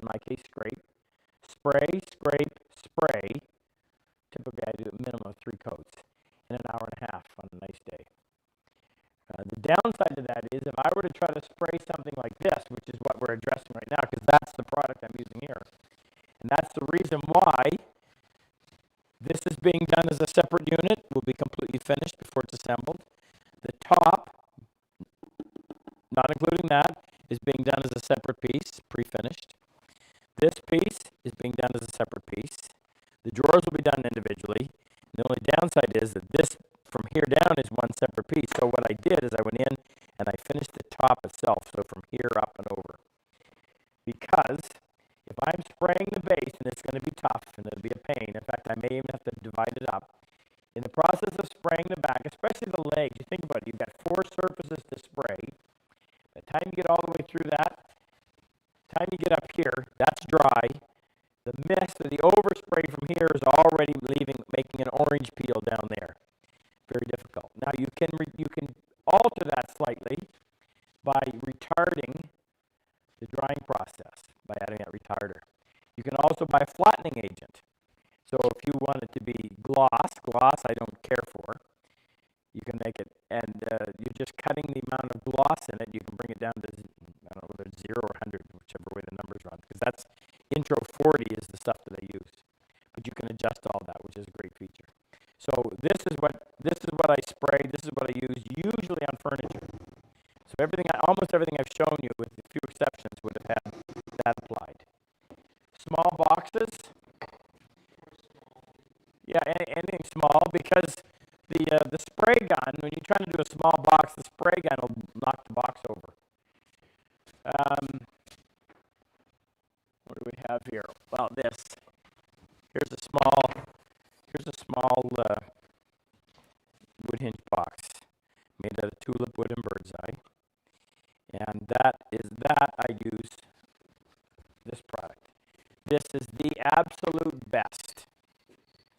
I wish I would had known about it a long time ago. Deft, clear wood finish, semi-gloss. You can get it in gloss. I don't like gloss. What's so good about it is, I think this is the big difference. The nozzle is fantastic. So that nozzle, you can turn the nozzle so that you can your fan will either go vertically, or you can turn it so it goes horizontally. It's a great nozzle. It just lays it on like velvet. Oh, so great. And the finish that you get off of this is just second to none. So small things, but again, no water resistance. None. None at all. Now, if I'm going to oil something, what? Just take a break for a second. We're getting the technical term is motor boating, apparently. The motor boating sound. Again? Yeah, so it's apparently a internet issue, actually, from what I'm hearing. So just give me 1 sec.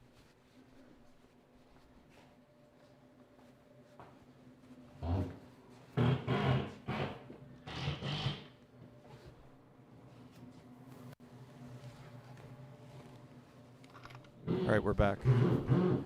Where'd he go, the bathroom?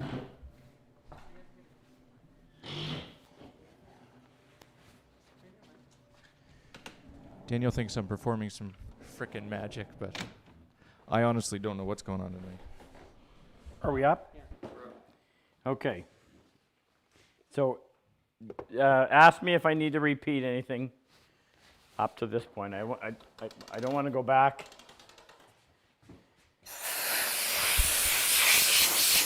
It's working. What? They say that it's working now. Okay, but if I need to repeat anything I said, just tell me. So oil. If I'm going to oil something, and this is a sample of where an oil finish really worked nice. It's a small piece. It's walnut, which is so rich. The only downside to oil finish is this took a long time. You have to have so many coats in order to build up and get any kind of protection. And if I'm going to use oil, I use this product. It's made by circa 1850. I've used it for, probably 25 or 30 years. You can thin it with with paint thinner. I do that when I do it on the bench, when I use it as a finish on the bench. It builds nicely. It feels great. It's awesome. Love it. So those are the 3 finishes exclusively. I don't think I use anything else. Can't bring anything to mind. Okay, next, Frick. Don't forget our draw tonight. We're going to draw 3 $50 gift certificates, and the grand prize will be for a $250 gift certificate that you can use on anything in our shop, anything in our store. Don't forget why we're doing this tonight, to help Ash and the Aussies so that he can do somewhat what we're doing here down there. So your support is greatly appreciated. All right.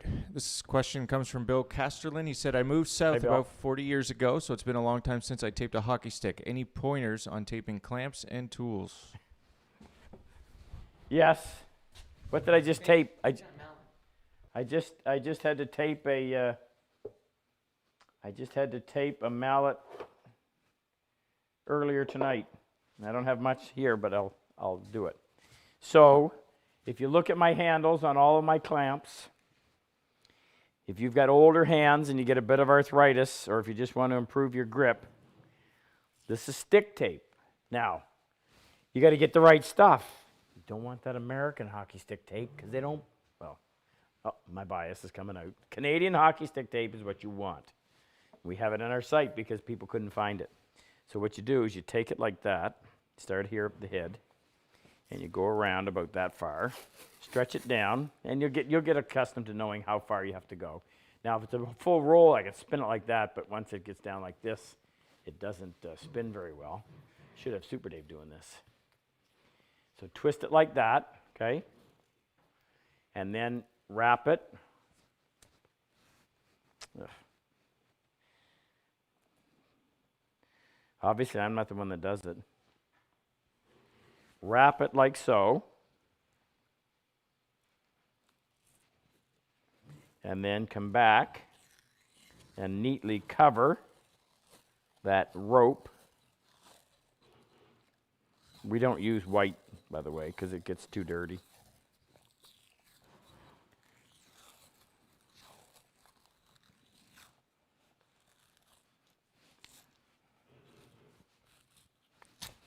And just break it off. And now you got something you can hold on to. Works. We started doing it originally. First time I had it was on the fret saw. That little fret saw handle is so small you cannot control it. Put the tape on it, instantly it becomes a usable tool. I use it on my mallets. I use it on my screwdrivers, particularly the screwdriver that you use. Now, if you want something else really good, if you're going to use planes, you have to have somewhat of a stubby for going in there and adjusting things. So Jake found this. Now we sell them. They're already pre-taped. They don't look quite as ratty as this one does, but it's been used. But the tip doesn't have a taper. So when that fits in, it makes contact, and it doesn't bugger up the top part of the, especially on the brass screws. And we grind the tip flat. Yes, we grind the tip to make it like that. Okay, next, Frick. Okay, this question comes from Jason in New Mexico. Jason? He says, I bought a trio of Wood River planes a few years back, the 4, the 6, and the low-angle block. Should I worry about getting the 5.5? 4, 6, and low angle block. I had nothing to do with putting those trios together if you bought one of their kits. You've got the 4, the 6. The 4 I wouldn't have. 4 is an adolescent smoother. But the 6 is what we give to the soldiers. 5.5, I'll put them side by side so you can see what exact. They are identical planes except for that much difference in the sole. Okay? Same rear tote, same front knob, same lever cap, same blade, chip breaker, the whole bit.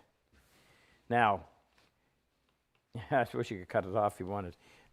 The reason we give this to the soldiers is it's longer than the 5.5, so it's going to, the longer it is, the more it's going to work like a jointer. Here's your big number 7. The shorter it is, the better it's going to work as a smoother. I'll put the 4.5 in there for a contrast. Actually, I should put the 7. Jake took the blade out of it. I did? You usually do that stuff. You did it because it was sharp. Because I didn't want to spend the time sharpening? So here you go, 7, 6, 5.5, 4.5. We give the soldiers a 4.5 and a 6. The 7's a little hard to pack around and travel with. Now, you got a pretty, well, an extra, this is 18, this is 22. If you had a 6, would I buy a 5.5? Probably not. The extra length is going to serve you well on the shooting board, and it's not excessively cumbersome, meaning if you're not going to buy this and say, oh my goodness, it's so much better. This is probably a 55-45 split for me. I would recommend this 55, that's just how I would say 55 versus 45, if that makes any sense at all. In fact, if you have this, I don't think you really need the smoother, but the farther away you get from this length, the more you're going to need a smoother. So that's why we give this one and this one to the soldiers. So what you're telling him is that he should bother getting the 4.5. Well, you bought a 4, which I think is just way too small for an adult male hand. It's just, it really is not designed for us. The 4.5 is for an adult male or an adult hand. So would I go out and buy a 5.5? No. You're going to do fine with your 6. There's not going to be that much of a difference. Personally, I'd sell your 4 and go buy a 4.5. That would be my advice. Keep your low angle jack by all means. If you want to look for another plane, Low angle block. low angle block. Yeah, sorry. Get a medium shoulder plane. That's the critical missing piece. Blade goes side to side, allows you to work into a vertical surface, something you cannot do with any other plane. That's what I would. That's how I would. In fact, before I would go buy a 4.5, I would go out and buy this. Suffer through with your 4. Okay. Question? Yep, this next one comes from James Pearson. He has a James? question about soft files. Which one do you recommend? So here's the problem. There was a time when there was a professional demand for things like saw files, because I remember growing up as a kid, my father was a carpenter, and he would drop his saws off to have them filed. There was a saw filer. I remember exactly where he was. The building's been torn down now, but he's long since dead. And I don't suppose that when he retired he could sell his business because that had fallen by the wayside. How many people do you know now professionally file saws? Well, that industry is dead, gone. You can still buy the files, but what I'm saying is the fussiness is no longer there. So the people manufacturing them can put out junk, and the average person's not going to know a difference. The brand that I would buy is Grobet, Grobet. They're made in Switzerland, I believe. And what you want is you want to make sure that when you look at them, the profile, that they are sharp cornered. So it gets down in there and it'll produce a tooth that looks like this. But the problem is too many times you end up ones that look like this.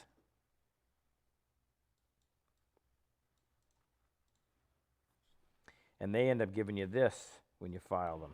More of a wave pattern instead of a nice crisp tooth. So you got to be really fussy. Your best bet is going to be in Grobet. We are actually going to carry them, are we not, Jake? We've been threatening to for a long time. So we will, I'll make it a point that within the next month to, I mean, there we have some that we actually we're going to bought to sell. So that is a Grobet. I think the problem we were having a hard time, we couldn't find, that's what happened. We couldn't find handles. We couldn't find handles that would fit. They were too big. That's what you want. Next. This one comes from the chat from Jeremy Kraft. I would love to hear Jeremy. Rob's thoughts on bevel up planes. I notice he never uses any. How much time? Huh? Is that in there? Rex, can you go go in the shipping room, go immediately to your right, up in the top left shelf, there's a low angle jack plane. Grab it. No, somewhere in there. Okay. Huh? So, Stanley, I can't give you a short version on this. Stanley developed 2 planes. The number 62, which was called the low angle jack, and the number 164, which was the low angle smoother. Now the story goes that the low angle jack was for resurfacing butcher blocks. I don't know what the smoother was for. Neither one of them sold very well. They weren't made for very long. I think the low end, this 164 was only made for 17 years. And they're so rare, the last time I saw one sold on auction, mjdtools.com went for 57, 6,200? Close to six, I can't remember the actual, $6,000 for an old Stanley. There's been a resurgence, thank you, but I'm going to keep to myself why I think there's been a resurgence. For most people, this is what a bench plane looks like. I will start by saying I hate this plane, and I hate all the variations of it. When I sold Lee Nielsen, I hated it.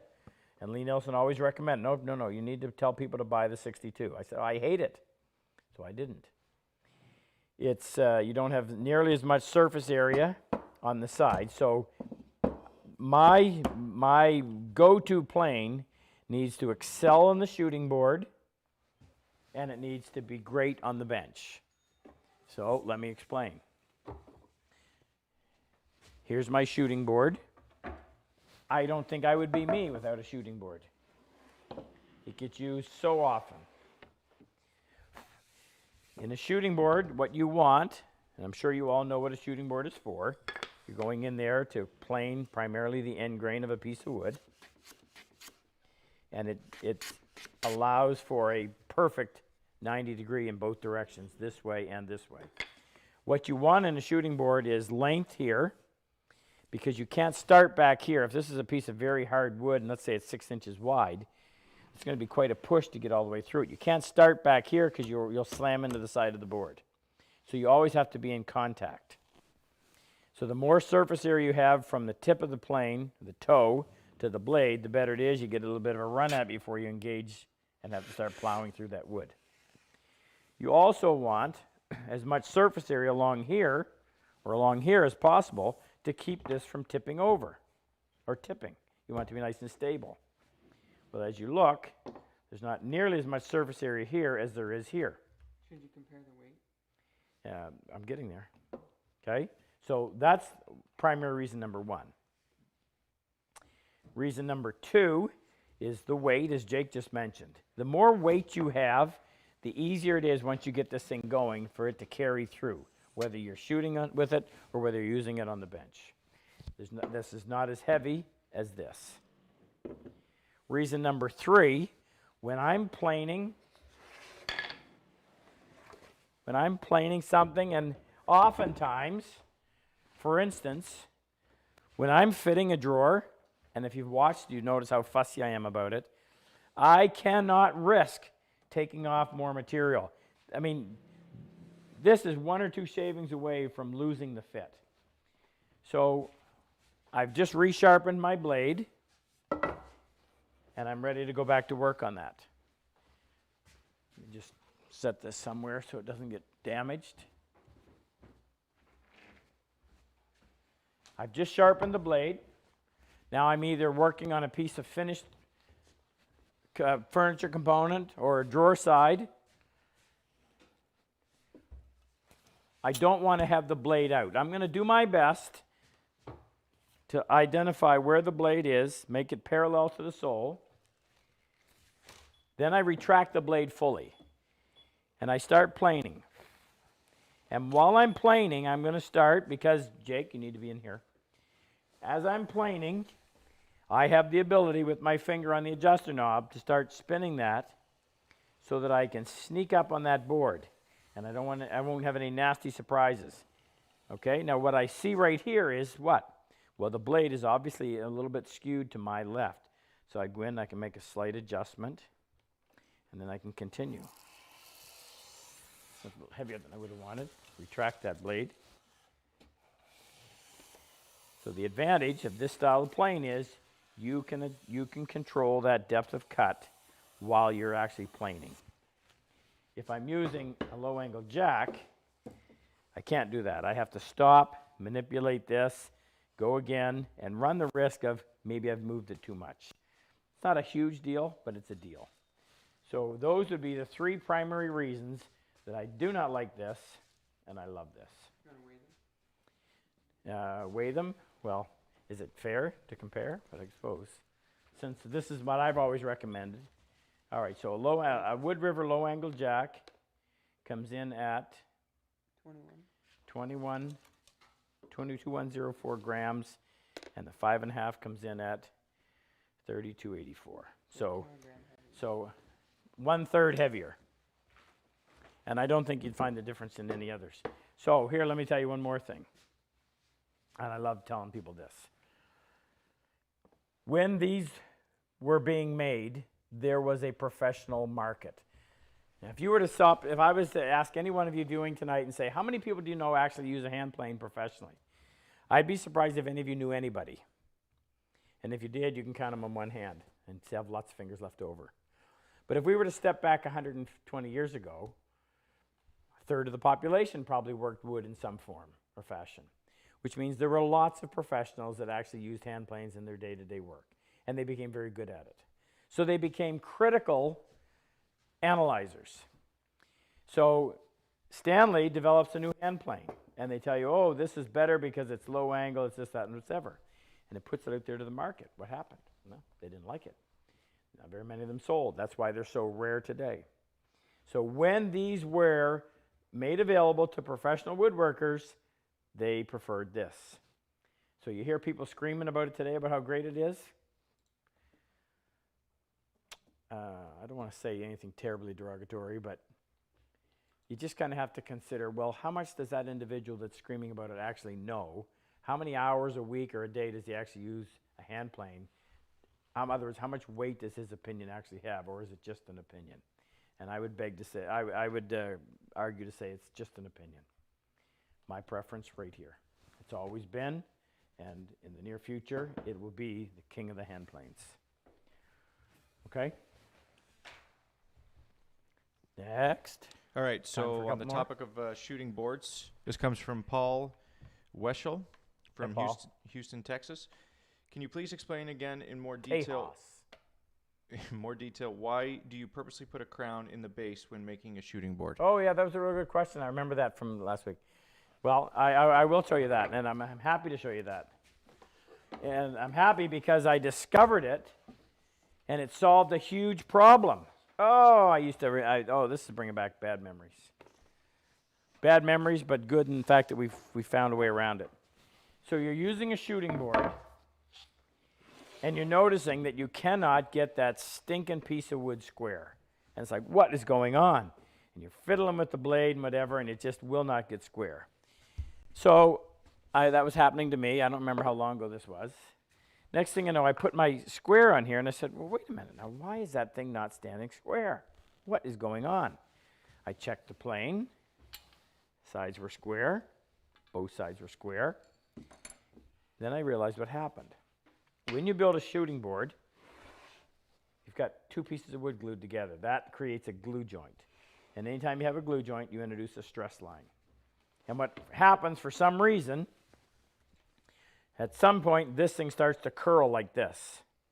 In fact, where are those ones that we did backwards? I'm going to show you. I'm going to show you a real good example of one that we made. Notice, Ken, that I'm saying we made.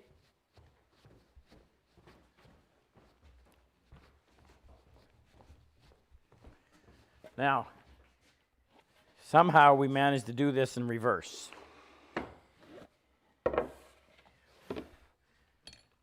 So here's what happens. You get a cup like this. And what happens is, as soon as you start to, this plane bridges the cup, right?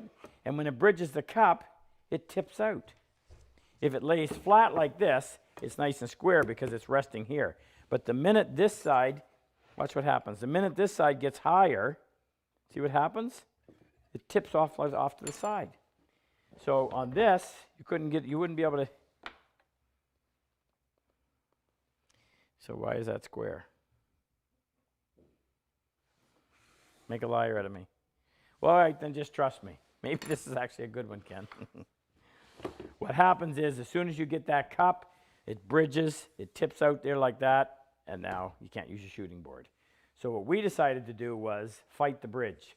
So we purposely create a curve like this so that your plane is always resting on this part, the widest spot.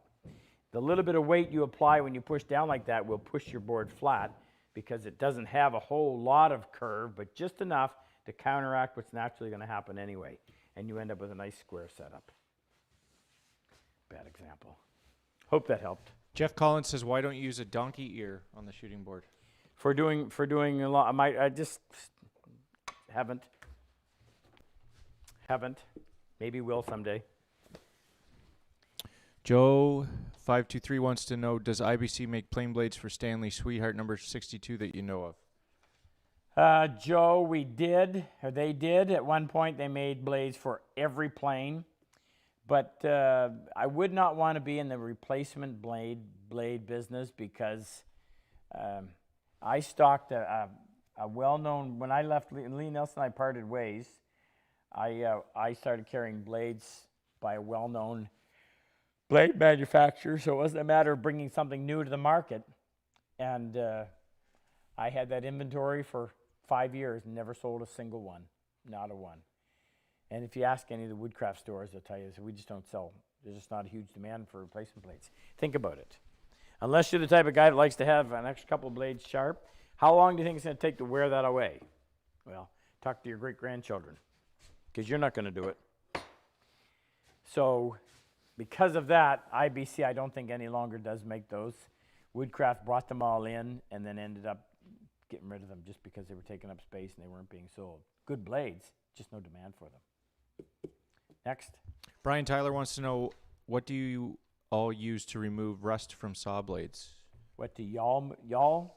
He could be asking around the... Where's he from? Didn't say. What we y'all all use? Rex, you want to go grab that for me, please? Hand blocks. Red. There's 3 of them, red, green, and yellow. They're like that, but they're in a little sleeve. This is the best thing since sliced bread. That's too coarse, isn't it? This, if you have anything, any metal tool, you have got to buy some of these tonight. They are amazing. So what they are is a rubber compound that has an abrasive in it, and the medium one, the green, matches the grind of both our saw blades and the plane bodies. So see how, watch this. Now that really isn't rust, but just watch how this cleans up.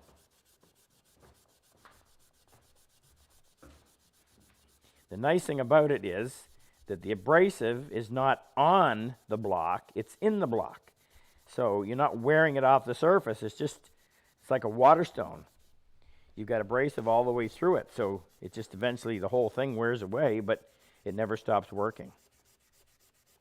Now this is metal, and it takes a little more work, but I'm going to show you how it works on bronze.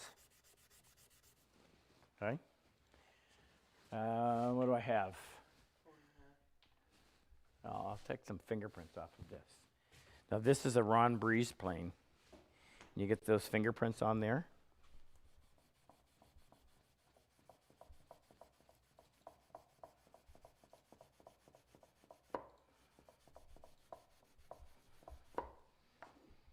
And a nice job that does. I should take time to do the whole thing. They're not expensive. How much do they cost? They're $4. So there's the 3 different ones. So red is coarse. If you use that one on a plane, you'll leave a rough spot. This is fine. If you use that one on the plane, you leave a shiny spot. This is the one you want for your planes and for your any of your woodworking tools. But if you've got a lot of rust to remove, you're going to want that. And if you want a finer polish, you're going to want that one. They're not expensive, but I think everybody should have that type of thing because it just, especially every once in a while, here isn't a blade that we're not using anymore. I'll find rust in between my blade and my chip breaker because I put it away and I didn't dry it properly. And you just come in here, and it doesn't take a ton of work.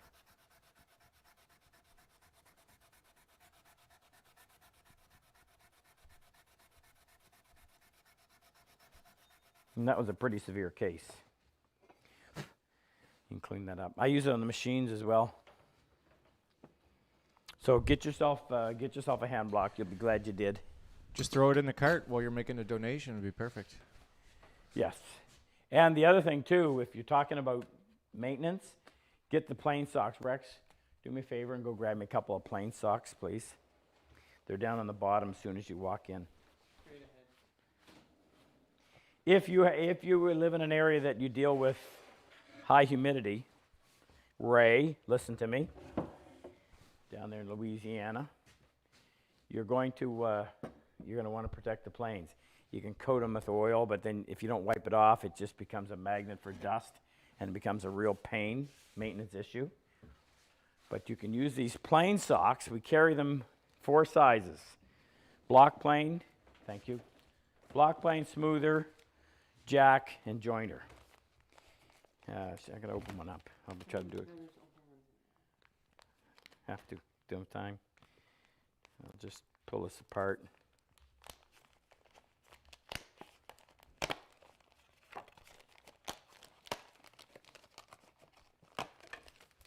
If you haven't seen these before, these saved our bacon when we used to do the wood show circuit. So there it is. And you just open it up. It's got a drawstring on the end. That's for a joint. Or a jack. Jack. Fit that in like that. So these are silicone impregnated tube socks. Pull the drawstring. When you want to use your plane, you take it out. It doesn't allow for rust.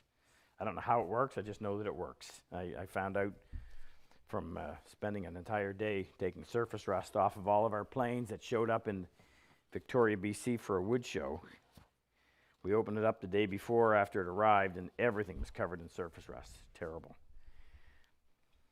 So from then on, we started packaging them in these, and then we never had that issue again, ever. Okay, next. That's it. That's it? Oh, it is. Time's Wrap up. it up. Okay, listen, appreciate you being on here. Hope this has been helpful to you. We're going to do this every second weekend. So next week, we're back to working on Angie's bed desk, which we're getting close on. No rush. And then the week after, we'll go back to doing our question and answer. So we'll give you directions through the, what are they going to, how do we get them? Yeah, you'll hear from us so you can ask your questions. Don't forget, if you to support Purple Heart Project, we certainly appreciate it. Please get a T-shirt, wear it, strike up a conversation. The more people that know about it, the better chance we're going to find somebody that we can help. Thank you for those that have helped. We appreciate your support. It means the world to us. Thank you to Jack and to Chris for the incredible work that they're doing. Please, combat wounded vets that have been to our class, speak up. Come to me before I get to you, so we can get you a bench so that somebody can feel proud that they've actually been able to do something for you guys that did so much for us. And we say that with all sincerity. Thank you, Luthi. I hope you made it on. Super Dave. Thank you to Megan. Thank you to Gina. Thank you to Ken, Rex, Jake, Frick. Let's give away some prizes, These shall we? guys do this out of the goodness of their heart, by the way. They're not getting paid, trust me. They volunteer to do this as part of helping out with the Purple Heart Project, and they're happy to do it, so you need to know that. We ready to do the draw? Let's do the draw. All What are right. the prizes? Prizes are Oh, gift cards. 3 gift cards for $50 each, and the grand prize of a $250 gift card. All right, we ready? First winner is Sarah Weschler from Virginia. Hey, Sarah. First lady that I think that we've had win a... Sue No? won. Oh, Sue, yeah, that's right, too. Sue won. Sue won twice, didn't she? Our second winner is, these are $50 gift cards? Yeah. Tim Anderson, Minnesota. Is that Minnesota? Congratulations, Tim. Third $50 gift card goes to Don Moody from South Carolina. Congratulations, Don. And finally, our prize. $250 gift card goes to... Is that her? Sue B won again. Are you kidding me? She sat on a 4-leaf clover. Wow. Sue, that was staged. but that's all right. Couldn't happen to a nicer person. Sue's been a huge supporter. She contributes every time we do this. Thank you, Sue. Looks good on you. By the way, just a quick update. The joiner is sold. Sue, you reminded me of that. So joiner is sold. The only thing left's the band. The big bandsaw is the only thing we have left. What else went? Everything else went. Oh, the rest of the stuff. There's something I wanted to say real quickly, and I don't. So we raised just under $2,500 for Ash. Excellent. On top of On top of the 5,000, 5,300 from last week. That should work. And how many people do we have on tonight? Did we break our? No, we were in the mid 700s though at one point. Well, it's probably because of your technical glitches. We'll get that fixed. Yeah, eventually. Constantly working on it. How do you keep up with this stuff? Maybe if you started paying me. No, I'm just kidding. Then it would tank. Yeah. Okay, if you have any questions, send them along. We are happy to address them. Don't forget, please, don't forget to subscribe to our newsletter. If there's anybody out there that hasn't, subscribe to our newsletter. You get fantastic information. The Colonel Luther sends it out first of every month. Also, yes, and there's a discount code in every month for some product. Also, don't forget to subscribe to our YouTube channel and to press the bell so you'll be notified when we do these. We've been releasing one a day, but the coronavirus is rampant. And hit the like. What else am I supposed to say? Why do we hit the like? They like it. Community engagement. It There's helps. a reason. Yeah. Ask your questions. Annika, my daughter, and Luther, they're the ones that are answering the questions, unless it's a technical one that they need my input in. So, Or if it's math. or if it has to do with math, yes. And one more thing I wanted to say. Sue wanted you to donate her gift card to the PHP. You're awesome, Sue. You really are. And they appreciate it. So thank you, Sue, down in Florida. Okay, that was a nice way to end our night. Thank you. Have a good week. We'll see you, you guys that are watching the dailies. There'll be an episode posted tomorrow. One of these guys is going to videotape it tonight. Correct. And next Practical. week, we'll be back Saturday night, 6 o'clock Eastern. See you then. Have a good week.